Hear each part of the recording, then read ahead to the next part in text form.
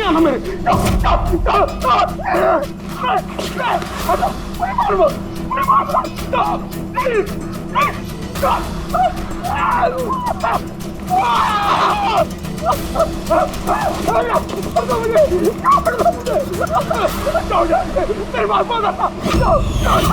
मुझे मत मारो, छोड़ दो प्लीज, मुझे मत छोड़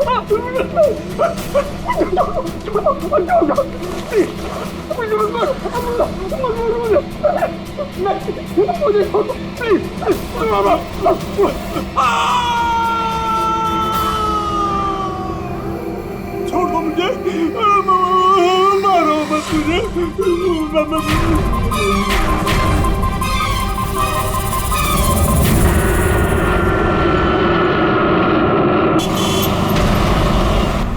थोड़ा जल्दी चलाओ।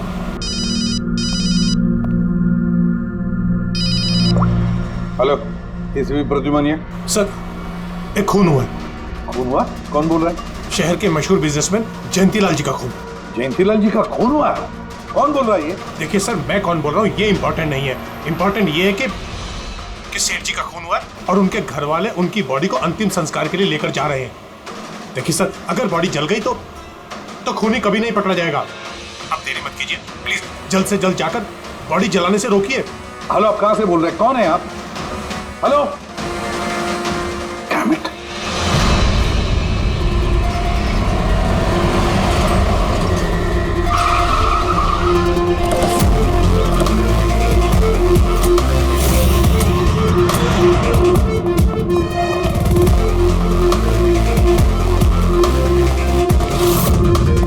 अरे कौन है आप लोग? ऐसे कैसे घर में अंदर आ रहे हैं? हम लोग सीआईडी से हैं। घर के सारे लोग कहाँ हैं? सर वो लोग तो साहब की बॉडी लेकर शमशान घाट गए हैं। शमशान घाट गए?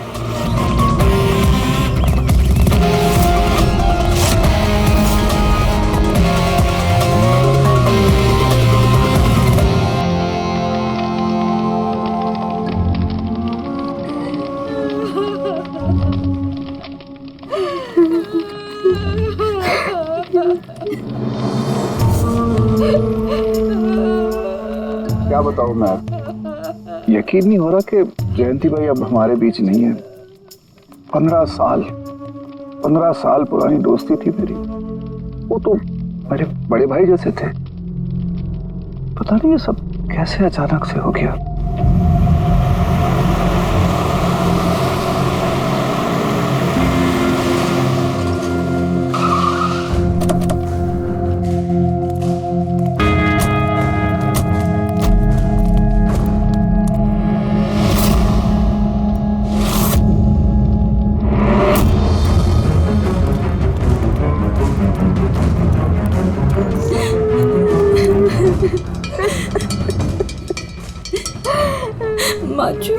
Excuse me.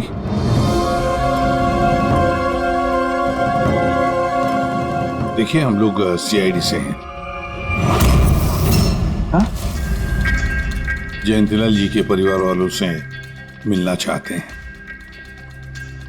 मैं जयंतीलाल जी की पत्नी दीपा। दीपा जी, हमें पता है ये सही समय नहीं है पूछताछ करने की, मगर क्या करें? वो जयंतीलाल जी की मौत के बारे में हमें कुछ पूछताछ करनी है। पूछिए, क्या पूछना चाहते हैं आप लोग? आप सुशील जयंती, उनका बड़ा बेटा। सुशील जी, हमें खबर मिली है कि आपके पिता की मौत एक नेचुरल डेथ नहीं थी, उनकी हत्या हुई है। क्या? ये कैसे हो सकता है? हम डॉक्टर सूरज, मैं जयंतीलाल का फैमिली डॉक्टर हूँ। मैंने ही कल रात उनको चेक करके उन्हें डेथ सर्टिफिकेट दिया था। He died a natural death। ये सही कह रहे हैं।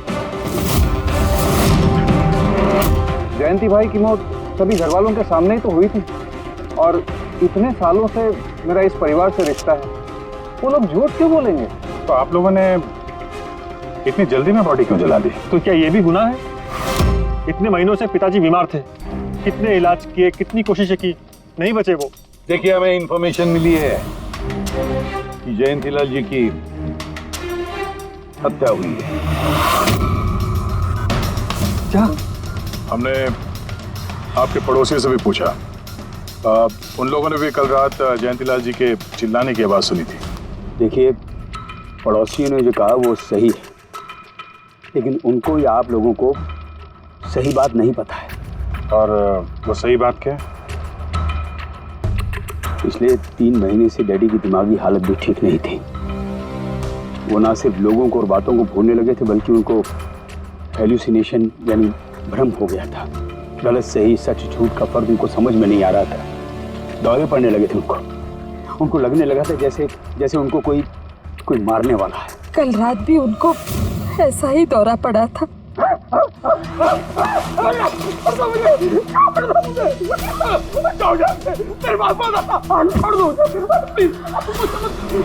शांत, कूल।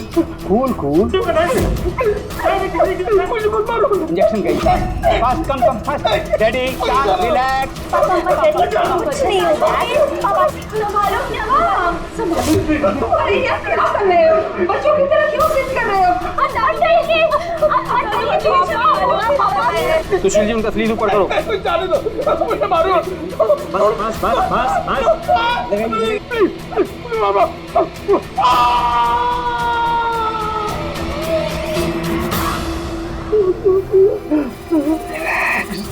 और इस बार अटैक इतना बड़ा था कि मुझे उन्हें बेहोशी का इंजेक्शन देना पड़ा और 2 घंटे बाद उनकी मौत हो गई।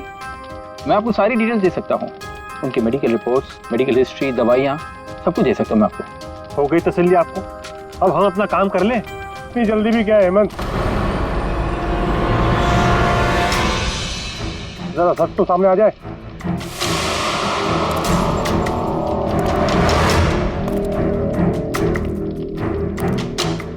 आप सर, मेरा नाम मोहन, मैं जयंतीलाल जी का वकील। मैंने आपको फोन किया था सर। मोहन जी, आपको ऐसा क्यों लगता है कि जयंतीलाल जी की हत्या हुई है? मेरे शक की वजह है उनकी वसीयत। लेकिन ऐसा क्या है इस वसीयत में? सब कुछ, कि उनकी जायदाद में से किसको कितना हिस्सा मिलेगा। उससे क्या फर्क पड़ता है? हम सब एक फैमिली हैं, किसी को छोटा किसी को बड़ा शेयर मिलेगा, यही ना? दैट्स ओके, कोई फर्क नहीं पड़ता है। अगर जयंतीलाल जी की मौत नेचुरल ना होकर मर्डर साबित हुई तो आप में से किसी को भी उनकी जायदाद का कोई हिस्सा नहीं मिलेगा। Nothing at all. ऐसे कैसे हो सकता है? मुझे बराबर याद है कि 1 साल पहले उन्होंने मेरी सलाह लेकर ही ये वसीयत बनाई थी, और उसमें तो ऐसा कुछ भी नहीं लिखा था। दीपा जी, 3 महीना पहले उन्होंने नई वसीयत बनवाई थी। ये क्या बोल रहे हैं आप? ये कैसे हो सकता है? ये सब कुछ बकवास है। अरे पिताजी आपको कब मिले? आप तो 3 महीने से हमारे घर पे आए नहीं, और पिताजी भी 3 महीने से घर के बाहर निकले ही नहीं। तो फिर? हेमंत, वो खुद मेरे ऑफिस में आए थे 3 महीना पहले। दीपा जी, 3 महीना पहले उन्होंने नई वसीयत बनवाई थी। ये क्या बोल रहे हैं आप? ये कैसे हो सकता है? ये सब कुछ बकवास है। अरे पिताजी आपको कब मिले? आप तो 3 महीने से हमारे घर पे आए नहीं, और पिताजी भी 3 महीने से घर के बाहर निकले ही नहीं। तो फिर? हेमंत, वो खुद मेरे ऑफिस में आए थे 3 महीना पहले। मैं अब जिंदा नहीं रहूंगा। आप क्या कह रहे हैं सर? कोई मेरी जान लेना चाहता है, मुझे मार डालेगा। सर, कैसी बात कर रहे हैं आप? कौन है जो आपको मारना चाहता है? कोई अपना, मेरे परिवार के सदस्यों में कोई है। मुझे पूरा यकीन है कि मैं अब चंद दिनों का मेहमान हूं। सर, कौन है वो? कहा ना, कोई अपना। क्या सोच रहे हो? पुलिस के पास जाऊं? यही कहना चाहते हो? सर, मैं पुलिस को खबर करूं? नहीं, पुलिस वाले भी अब मुझे पागल समझेंगे। तुम मेरा एक काम करो मोहन, मेरा वसीयतनामा बदल डालो। अगर मेरी मौत हो जाती है और मौत के बाद ये साबित होता है कि उसका कारण मेरा परिवार है, तो मेरा बिजनेस, मेरा पैसा, मेरा कुछ भी परिवार के किसी भी सदस्य के नाम नहीं होगा। सर अगर परिवार के सदस्य को नहीं मिलेगा तो किसको मिलेगा?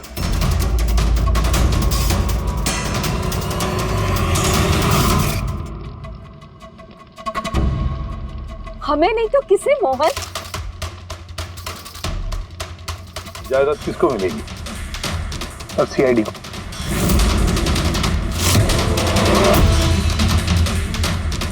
क्या बकवास कर रहे हैं आप? जी सर, अगर जयंतीलाल जी की मौत हत्या साबित होती है तो उनकी सारी जायदाद जो कि लगभग 5,000 करोड़ है वो सीआईडी को और पुलिस वेलफेयर डिपार्टमेंट को मिलेगी। ये क्या मजाक कर रहे हैं आप? ऐसा कैसे हो सकता है? हो सकता है अगर उनकी मौत हत्या साबित हुई तो। लेकिन उनकी तो हत्या हुई नहीं, हम वहीं तो थे। जो कुछ भी हुआ हमारे सामने हुआ है। उनकी हत्या हुई है या नहीं वो हम पता लगा लेंगे। अरे आप कैसे पता लगाएंगे? बॉडी तो है ही नहीं। बॉडी जल चुकी तो क्या हुआ, राख तो है। जब तक ये केस सुलझती नहीं तब तक जयंतीलाल जी की राख हमारी कस्टडी में रहेगी। अरे लेकिन सॉरी मैम।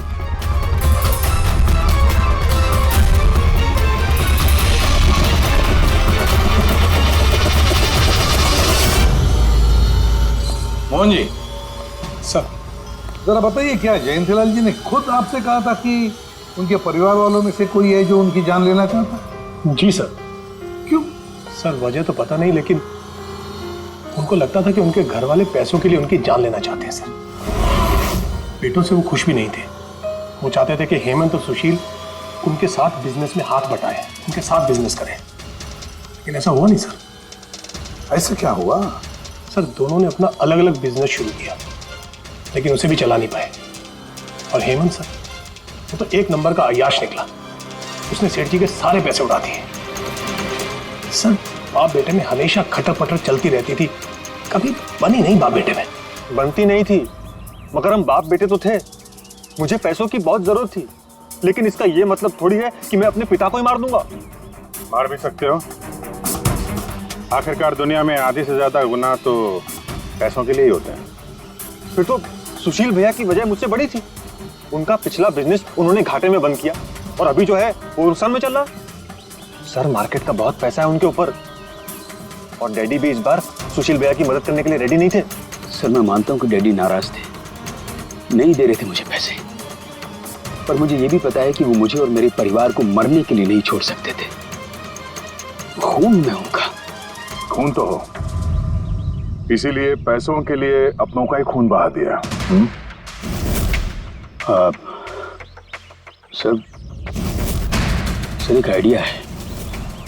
क्या है कि अब जो हुआ सो हुआ, उसको बदला तो नहीं जा सकता ना, लेकिन इस सिचुएशन से अपना फायदा जरूर निकाल सकते हैं।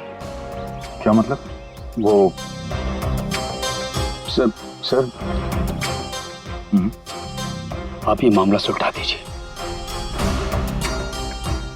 मान लीजिए कि नेचुरल डेथ थी, अब वसीयत के हिसाब से पैसे सीआईडी और मुंबई पुलिस की जगह हमें मिलेंगे जो उसके असली हकदार हैं। नहीं, आप लोगों का जो नुकसान हुआ होगा वो हम आपस में समझ लेंगे ना। सुशील जी, हर आदमी एक जैसा नहीं होता, और दोबारा ऐसे बात करने की गलती नहीं करना, समझे?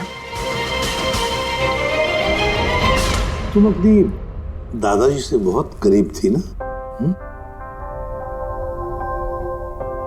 दादाजी मुझे बहुत प्यार करते थे। हम दोनों बेस्ट फ्रेंड्स के जैसे थे, एक दूसरे से सारी बातें शेयर करते थे। कभी दादाजी ने तुमसे ये कहा था कि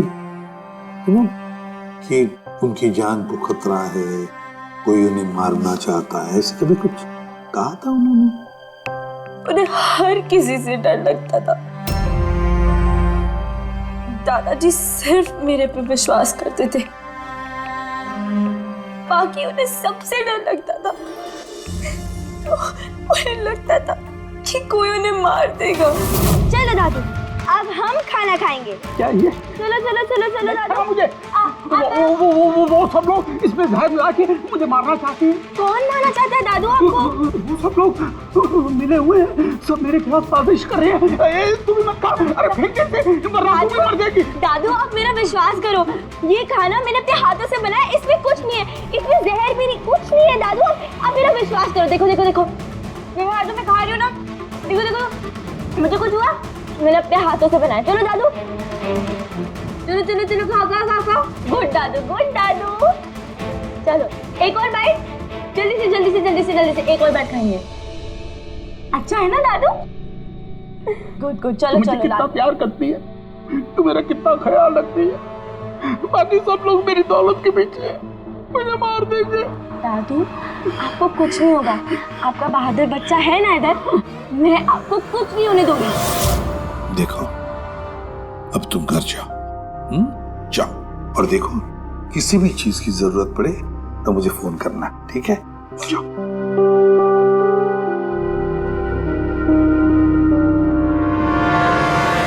हाँ सारुके, बता क्या निकला राख में से? बॉस, राख में से बड़ी जबरदस्त बात निकली है। हालांकि इस राख ने मुझे कम परेशान नहीं किया, लेकिन मैंने भी इसका मुंह खुलवा ही लिया, है ना? तो फिर बता दे यार। बताता हूं। तारिका। हाँ सर, हमने इस राख का स्पेक्ट्रोस्कोपी टेस्ट किया, फिर रिपोर्ट से बात साबित हो गई है बॉस कि जयंतीलाल की मौत नेचुरल नहीं है, जयंतीलाल को मारा ही गया। क्या कहा तुमने? जयंतीलाल की मौत नेचुरल डेथ नहीं थी? नहीं। कैसे समझे? कैसे मारा? लार्सनिक से।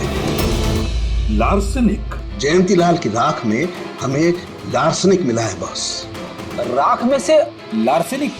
सर कुछ केमिकल्स और हेवी मेटल्स, धातु ऐसे होते हैं जो जलने पर भी नहीं खत्म होते। लार्सेनिक उनमें से एक है, इसलिए लाश के पूरी तरह जल जाने के बावजूद उसमें मौजूद लार्सेनिक जलाने और राख में ऐसे ही रहा। लेकिन एक बात समझ में नहीं आ रही है कि अगर जयंतीलाल की मौत लार्सेनिक की वजह से हुई है तो फिर उसके फैमिली डॉक्टर सूरज को ये पता कैसे नहीं चला? पता कैसे नहीं चला? उसने नेचुरल डेथ का सर्टिफिकेट इश्यू किया ही कैसे और क्यों?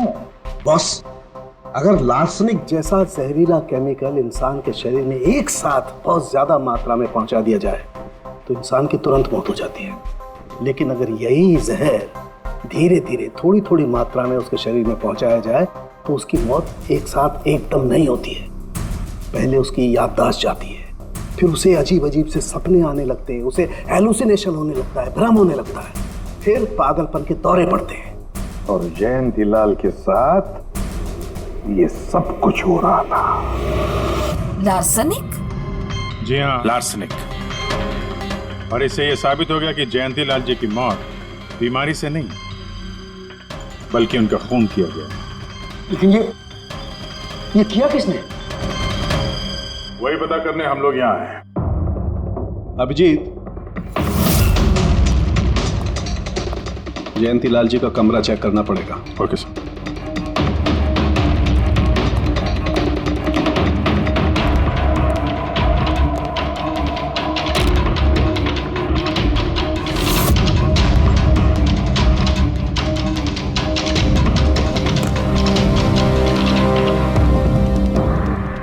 हम पे शक कर रहे हैं?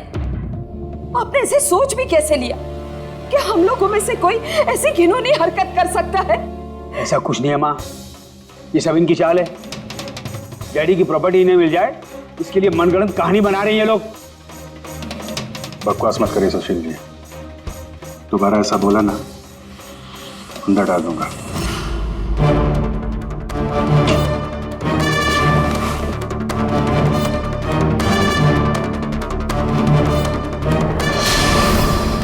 आप धमकाकर हमें चुप करा सकते हैं लेकिन कुछ साबित नहीं कर सकते। एग्जैक्टली। आप लोग ये सब कुछ इन 5000 करोड़ के लालच में कर रहे हैं ना? बोल चुके आप लोग, अब बस सीआईडी को अपना काम करने दीजिए। क्या मजाक नहीं चल रहा है? एक आदमी का खून हुआ है, खून। आप सबकी भलाई इसी में है कि हमारे साथ कोऑपरेट करें। अच्छा, अब सीआईडी धमकाने भी लगी है। ये धमकी नहीं है, ये आशी आशीष आशी बेटा, आशी क्या हो गया? आशी बेटा, आशी बेटा उठो। आशी आंखें खोलो, क्या हो गया तुम्हें? आशी आशी बेटा क्या हो गया? अरे जरा देखो इसे भी, क्या हो गया मेरी बच्ची को? आशी क्या हुआ? आंखें खोलो, हो गया? आशी बेटा, आशी आशी आशी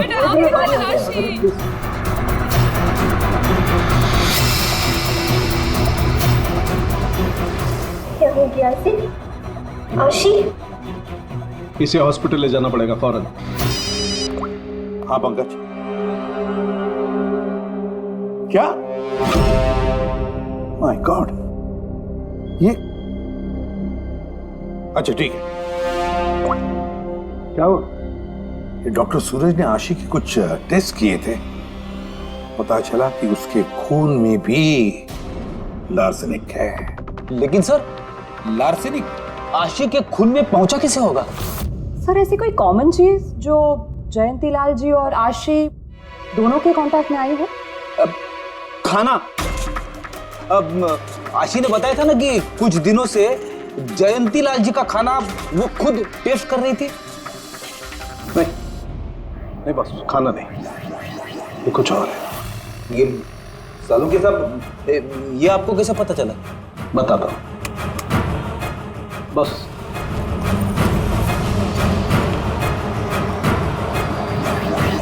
ये है वो बाल जो हमें जयंतीलाल के हेयर ब्रश में से मिला है। अब लार्सेनिक तो अधिकतर नाखूनों में और बालों में ही जमा होता है। तो जब हमने इस बाल के छोटे छोटे टुकड़े करके एनालिसिस किया तो रिजल्ट आया ये। और सर हमने इन टुकड़ों का एटॉमिक अब्जॉर्प्शन टेस्ट किया तो पता चला कि दूसरे केमिकल्स के साथ साथ इसमें लार्सेनिक भी है। अब क्योंकि बाल धीरे धीरे बढ़ते हैं इसलिए हमने इस रिजल्ट को कैलेंडर के साथ टैली किया। बॉस, तब हमें पता चला कि जयंतीलाल को ये लार्सेनिक 8 से 10 दिन के गैप में दिया जा रहा। और 8-10 दिन के गैप में, इसका मतलब जो भी है जयंतीलाल को हर 8-10 दिन के इंटरवल पर लार्सेनिक दे रहा था, धीरे धीरे मार रहा था। और इसकी शुरुआत हुई बॉस 3 महीने पहले। 3 महीने पहले? सर हाँ, फिर तो खूनी जयंतीलाल जी के घर वालों में से कोई नहीं होगा। परिवार वाले 8-10 दिन तक इंतजार क्यों करेंगे? एक ही बार में मार देंगे।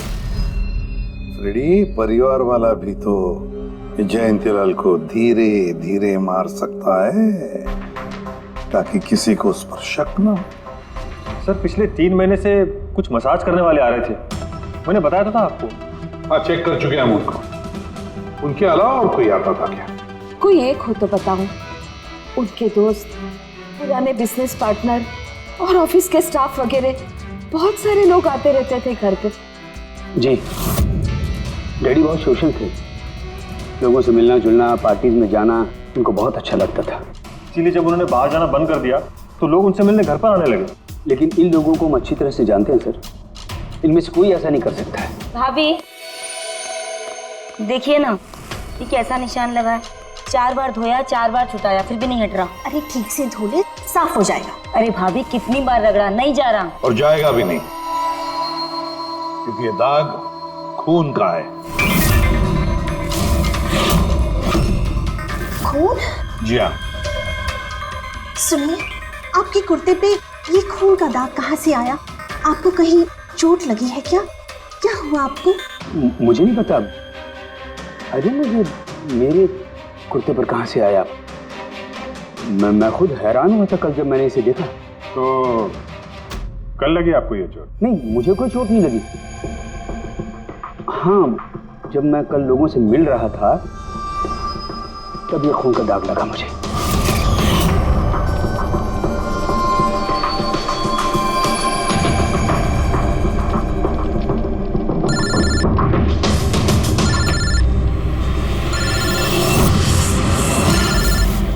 बिना चोट खून के धब्बे, अजीब बात है। वही तो। और कुछ हुआ था कल? कोई खास बात? नहीं सर, और कोई खास बात नहीं। साहब एक बात अजीब हुई थी। क्या? कल सुबह मुझे गार्डन में कांच के कुछ टूटे हुए टुकड़े मिले थे। कांच के टूटे हुए टुकड़े? तो फिर? साहब उन टुकड़ों में खून लगा हुआ था। क्या? कांच के टुकड़ों में खून लगा हुआ था? जी। कहाँ पर है वो? अब वो तो मैंने कचरे के डिब्बे में डाल दी। इस कुत्ते पे खून, कांच के टुकड़े पे खून। कहाँ देखे थे वो कांच के टुकड़े तुमने? ये देखिए, यहाँ पर मिले थे मुझे कांच के टुकड़े। यहाँ पर? जी।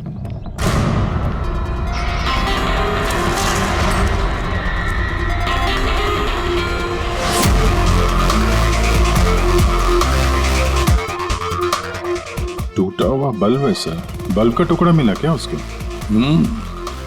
काम करो अभिजीत, इस घर में जितनी भी लाइटें हैं, लैंप्स हैं, सब चेक करो। देखो कोई बल्ब गायब है क्या।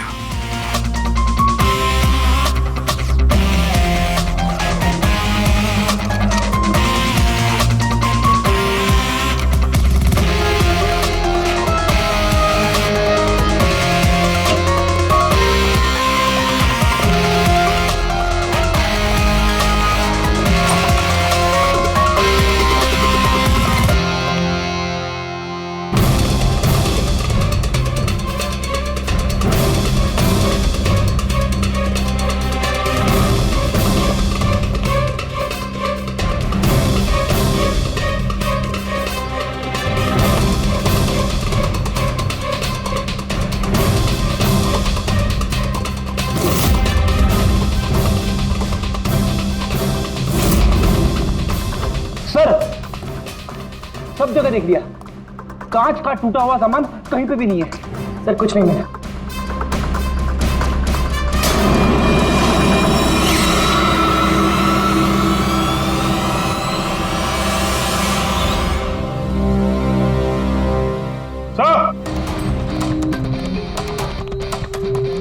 अभिजीत ये सही, ये देखिए, यहाँ का बल्ब गायब है।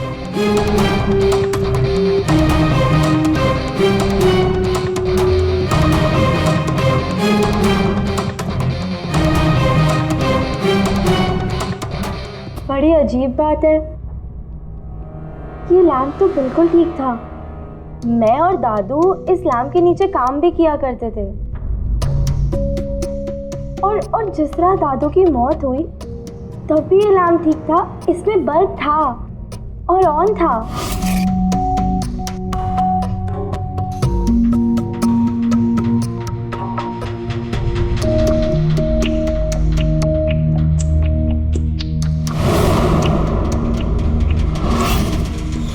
तो फिर इस लैंप से बल्ब अचानक गायब कैसे हो गया?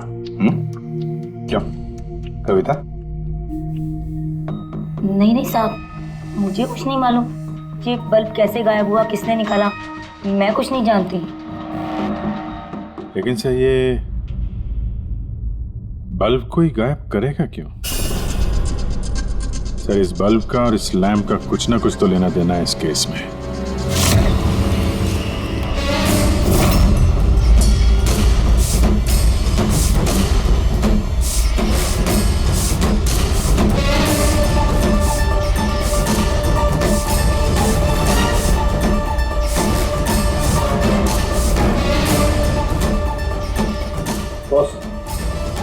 ये धब्बे देख रहे हो? ये धब्बे लार्सनिक के हैं। लेकिन ये लार्सनिक के धब्बे पूरे लैंप पर कैसे है? बॉस, हुआ ये होगा, खूनी जयंतीलाल जी के घर पे आता होगा हर 8 या 10 दिन में। नमस्ते साहब। साहब ऊपर है अपने कमरे में।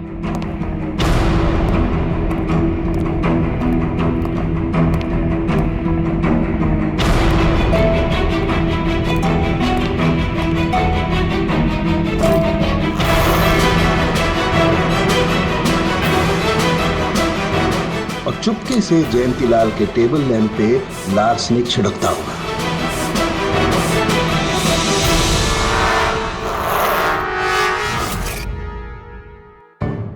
शायद जयंतीलाल जी हमेशा इस टेबल पर बैठ करके काम किया करते थे।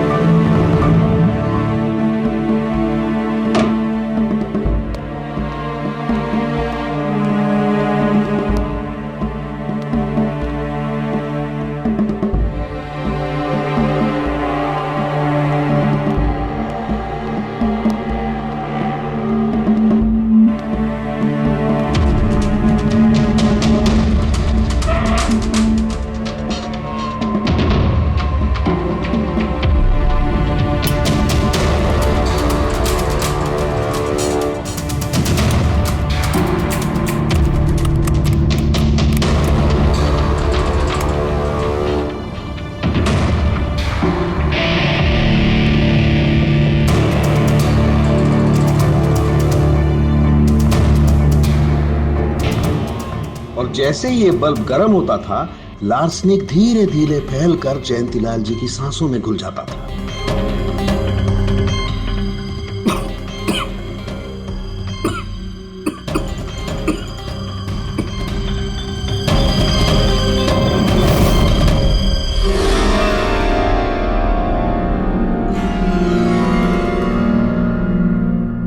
सालों के साथ आशी को लार्सेनिक का इतना असर क्यों नहीं हुआ?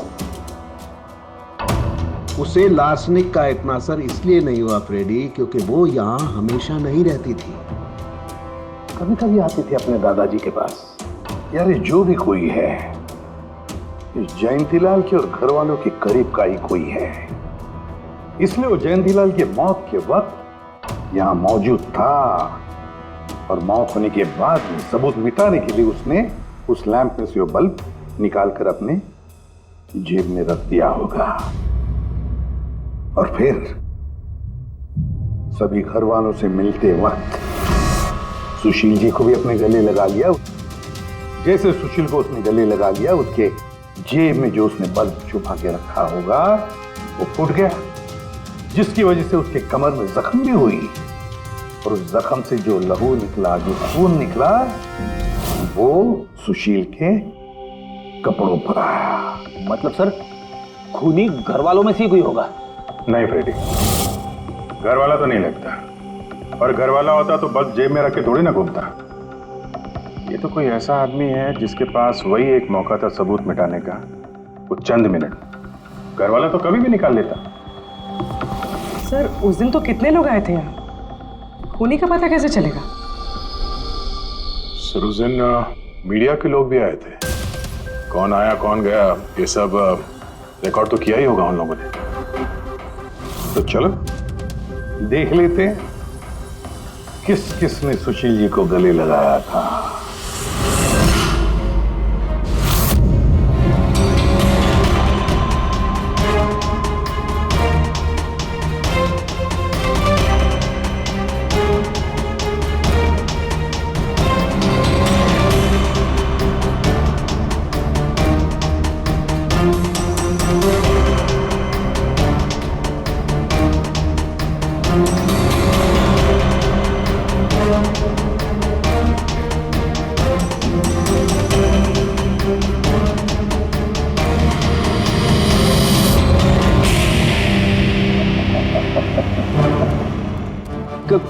क्या हुआ सर, खूनी का पता चल गया?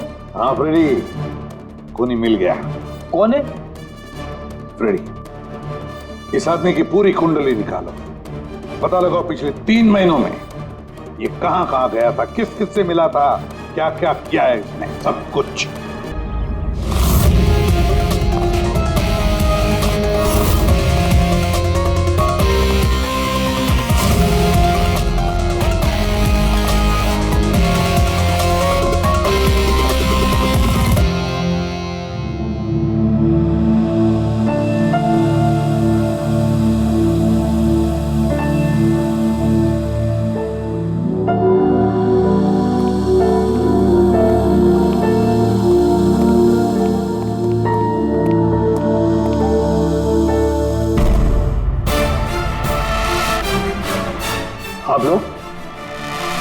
आप लोग फिर यहाँ हैं?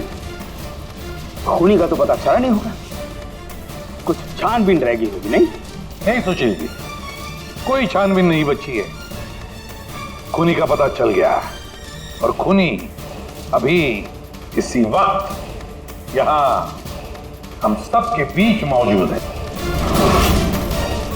क्या? कौन है वो?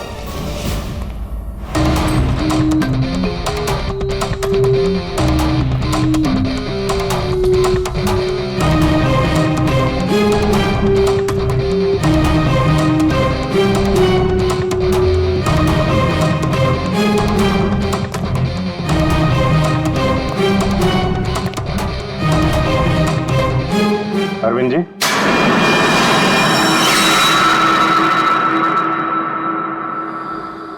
जरा उठेंगे आप? मैंने क्या किया? अरविंद जी, आपने क्या किया इसका तो पता हमने लगा ही दिया। बस अब आपके कारनामे हम आप ही के मुंह से सुनना चाहते हैं। क्या बकवास है ये? आप मुझ पर इल्जाम लगा रहे हैं। आपको क्या लगता है कि मैंने जयंती को मारा? अभिजीत, मौका मिला था, मान जाते तो सबके सामने कपड़े नहीं उतरते। तेरा एक कुर्ता उठाना। क्यों? अरे उठाओ सर। क्यों?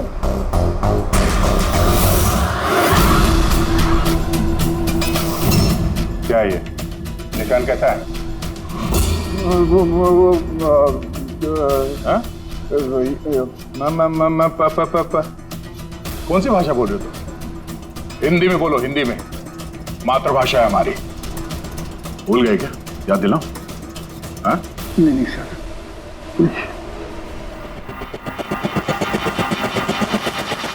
बताता हूँ। नफरत करता था मैं जयंती से। 5 साल पहले हमने एक बिजनेस शुरू किया था।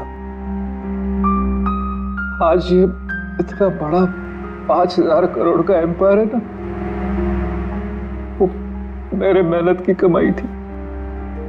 मैंने अपनी जिंदगी की सारी जमा पूंजी इस बिजनेस पे लगाई थी, पर जयंती की नीयत में खोट थी। उसने मुझे धोखा दिया, मुझे मेरी कंपनी से निकाल दिया। तब मैंने सोचा कि जब मौका मिलेगा तो मैं इसका हिसाब चुकता करूंगा। और वो मौका तुम्हें मिला 3 महीने पहले एडवोकेट मोहन के ऑफिस में, जहां पर जयंतीलाल जी भी आए थे और तुमने चुपके से उन दोनों की बातें सुन ली थी। अगर मेरी मौत हो जाती है और मौत के बाद ये साबित होता है कि मेरी किसी ने हत्या की है,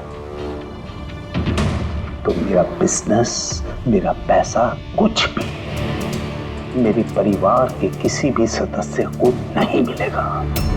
सर, अगर परिवार के सदस्य को नहीं मिलेगा तो किसको मिलेगा? CID को, जो मेरा मर्डर इन्वेस्टिगेट करेगा। मुझे लगा अच्छा मौका है। जयंतीलाल को मारूंगा मैं और शक जाएगा उसके परिवार पर। और इसीलिए तुमने जयंतीलाल की तरफ दोस्ती का हाथ बढ़ाया, एक नया प्रपोजल लेकर। क्यों? मेरे दिमाग में एक आइडिया था जिसके लिए मेरा उसके घर बार बार जाना जरूरी था।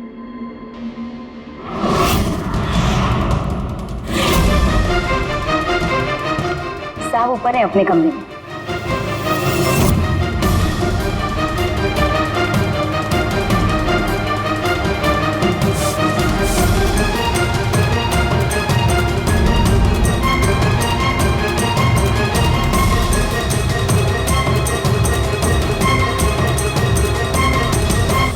लेकिन ACP साहब, आपको इन पे शक कब हुआ?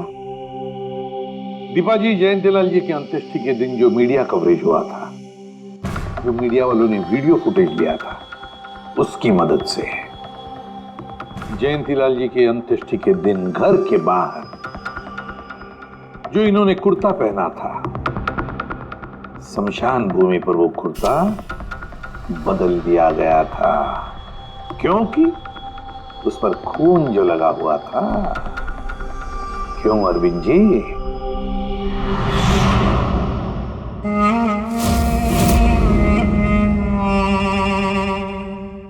अरविंद जी, बदले की आग में तुमने जयंतीलाल का खून कर दिया। क्या मिला तुम्हें? कैसा सुख मिला? गलत किया तुमने, गलत किया। Freddy, thank